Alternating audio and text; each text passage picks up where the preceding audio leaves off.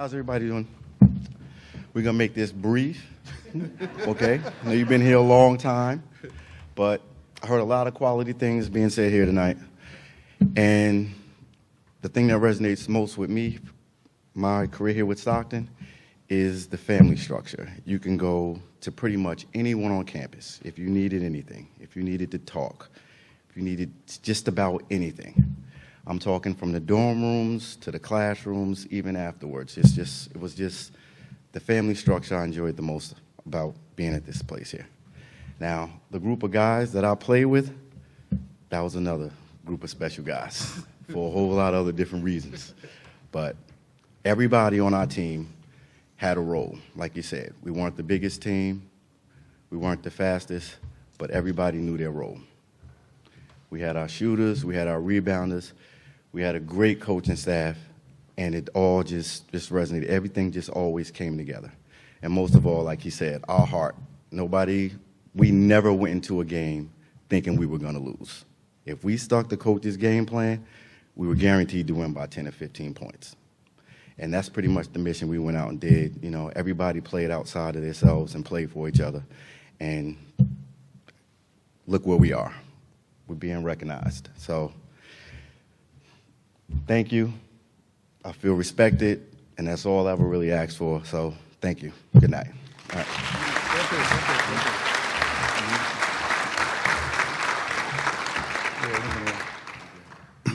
Before I get into what I actually written, since he didn't write anything.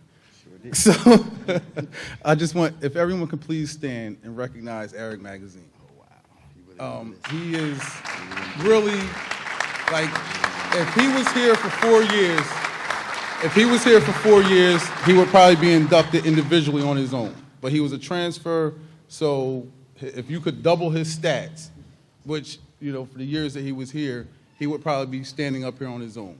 But since that's not the case, I believe he deserves to be recognized individually because he really took he really lessened his game for the team. Like, he could have scored 20 points or more a night if he wanted to.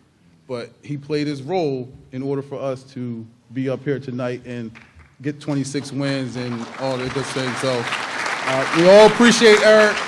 We tell him all the time, so I'm glad he was able to come up here and get that recognition. So, first off, I'd like to thank Stockton University for selecting our team, the 95-96 team, to be inducted into the Stockton Hall of Fame.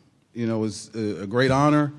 You know, we all appreciate it, and, you know, like I said, not everyone can come up here, so I'm blessed to be one of the ones that was selected to come up here and speak. I would like to thank the coaching staff and the players, and a special thank you to Rakeem Stewart for completing the nomination process to allow us to be here today. I know that most teams state that they are like family and they are close, but I can honestly say that our team was just that. You know, listening to, you know, everyone speak, like, you know, John Heck, Coach Brooks, you know, how everybody played their role, how close we were. You know, we truly were, you know, like family and really had all good relationships. Almost all the members on this team continue to have contact with each other on a regular basis, and this is now more than 20 years later. Although only 7, possibly 8 guys played in the majority of the games, the rest of the team embraced their reserve role and encouraged and supported the guys that were on the court the best that they could in their own way. Each player was treated the same by all, including the coaching staff and the players. And the reserves gave the starters hell in practice daily, which we believe led to majority of these 26 wins. You know, we walked down the hall and, like, you know, I was reserved, you know, a starter. If I see him, I'm bumping him. And I'm not saying nothing else to him until we get to practice after class. So then when we get to practice, you know, it was like, the coaching staff knew, like, they allowed us to be a little more physical than what the league would allow in a game. So, you know, we grabbing, we bumping, they complaining, we hit them harder, you know, so, but it got them to be ready for whatever any team could possibly, you know, throw in front of them. We knew the plays, so when they come off the screen, we standing here waiting for you. Where you going? So they had to improvise. They had to think. So And Coach Matthews, everyone knows he's going to run the same. He probably ran them until he retired. He ran wing. He ran regular. Everyone knew in the league what the plays were, but the preparation that these guys had going into each game allowed them to, succeed the way that we did in that season. So, if I could do it all over again, I wouldn't change anything. I would come to Stockton and, be on the same path that brought me where I'm at now. I gained so much, by being here at Stockton. I met my wife here. I made lifelong relationships, friendships with so many people who attended Stockton. The Stockton experience was very special to me. Tonight is the greatest sports honor that I've ever achieved individually or as a team, and I'm honored that I was selected along with this peanut-headed guy over here, Erica Magazine, as I call him, to speak on behalf of the team. Although I was not one of the top main guys who played regularly, this shows how much the team respected each other by selecting me as one of the players to speak on behalf of the players while we're here tonight. Before I go back to my seat, I just want to thank all the coaches again because each one of them brought a different brilliance to the staff, which allowed the team to excel as the way we did. Like Coach Hutch, if you didn't play defense, it was going to be a long day. Like Coach Crowley, I remember, I believe it was Rutgers North.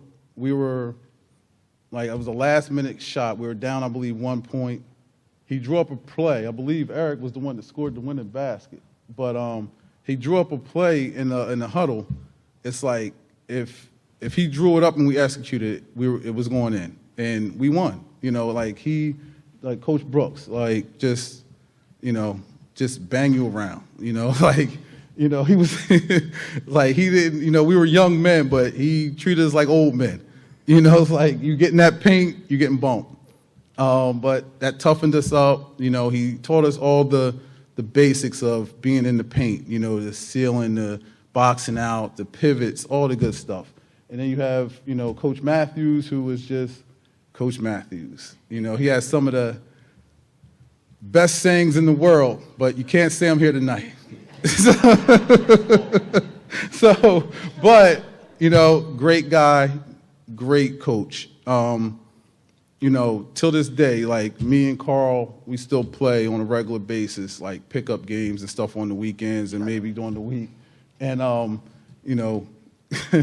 and it's like we still, all the things that we were taught here, we still do those same things, playing, rec and pickup basketball. So, that says a lot. So, we really, really appreciate the coaching staff and the students that were here at the time we were here. We played in a little gym. We called it the Nest. And, we have some of the guys here, Fink was the greatest announcer of all time. We got one of the, Mike Mosley, we call him the front row crazies. If an opponent came in here, they heckled you. And if you were the best player, they heckled you more. And eventually you're going to get their attention. And when you respond to them, they say, oh, we got you. And that's all it wrote, But we had some of the best and, team support, fan support. It was really great. So lastly, I have to mention my oldest daughter's name, Desiree Kiana Moore. Although she was not born or even thought of at the time I was here at Stockton, she felt as though she should be mentioned in some way as being an inspiration or something for me. So there you go, Des. Yeah. But thank you. We appreciate it. Tone Bethel, if it wasn't for him, half of us probably would never graduated. But Deb, all those EOF people over there, especially President Kesselman at the time was, in the financial department, he used to give us all kinds of monies. So legally, but on behalf of the 95-96 team, we appreciate everyone, the Hall of Fame staff and committee, everyone to get us in. So thank you.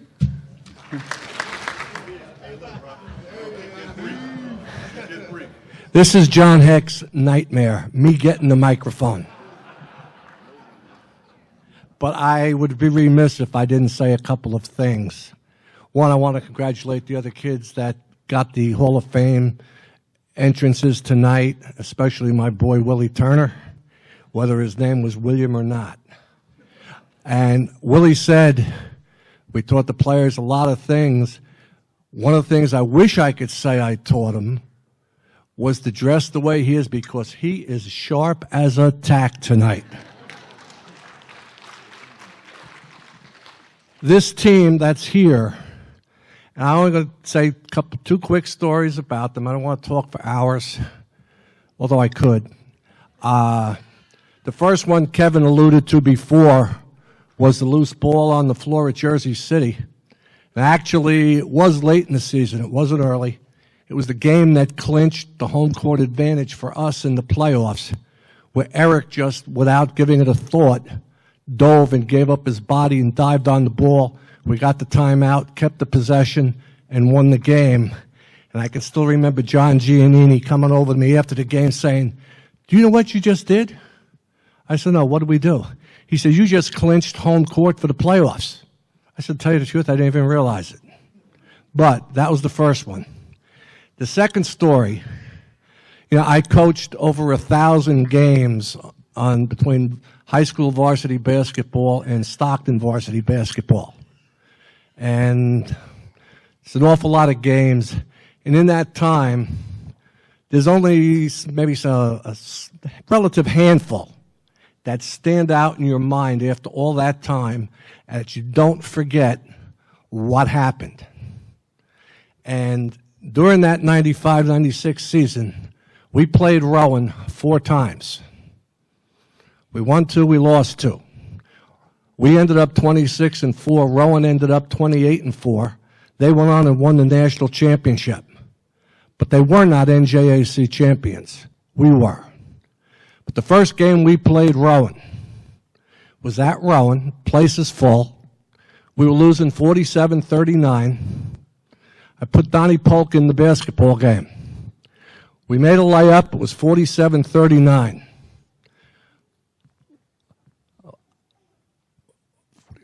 47, it was 47-39. We made a layup. It was 47-41.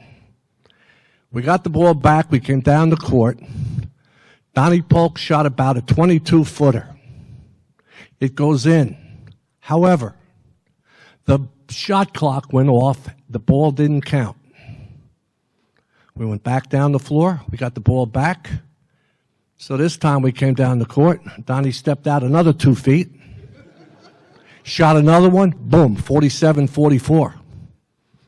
We went down. We got the ball back. He came down the floor. This time he went out about the 26. Boom, 47-47. We went down the floor again.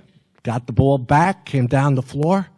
And let me tell you what, when you talk downtown Ollie Brown, Donnie shot this one from outer Mongolia. Boom. We're up 50-47. He just made 4 in a row. Unfortunately, only 3 of them counted. But we're up 50-47. The game went into the last minute, and the score tightened up, and it was 57-55. And we got the ball back, and we're racing down the court, and Rowan fouled Hugh Hefner. Oh, I'm sorry, it's not Hugh Hefner. It's Marty Small.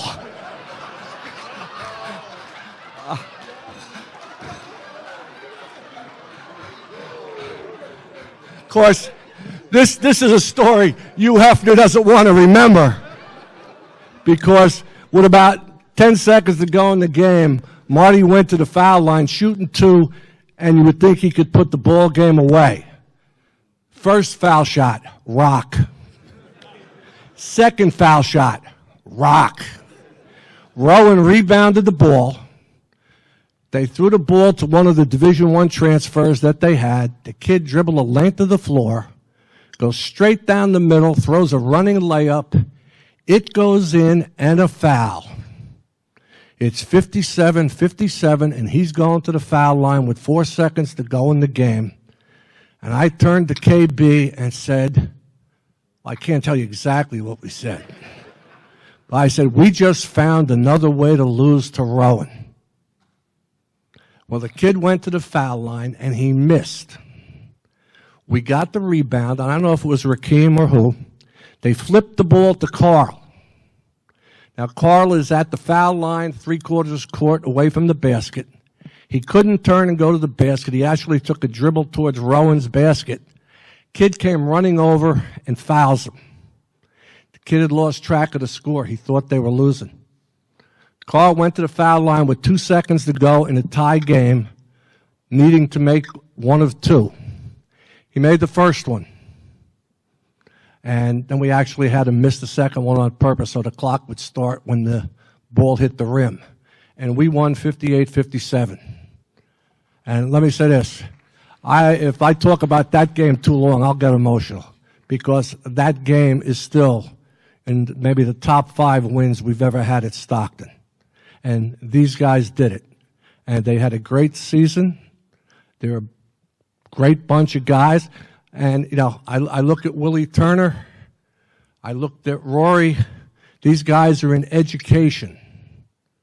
What would we want more than to have these guys out there as role models for the kids in their school? And all they will do is help those kids and bring credit back to Stockton University because that's where they came from. And they certainly are representative of the program that we have here tonight for everybody. So congratulations to all them. And again, congratulations to these guys plus Mr. Hefner.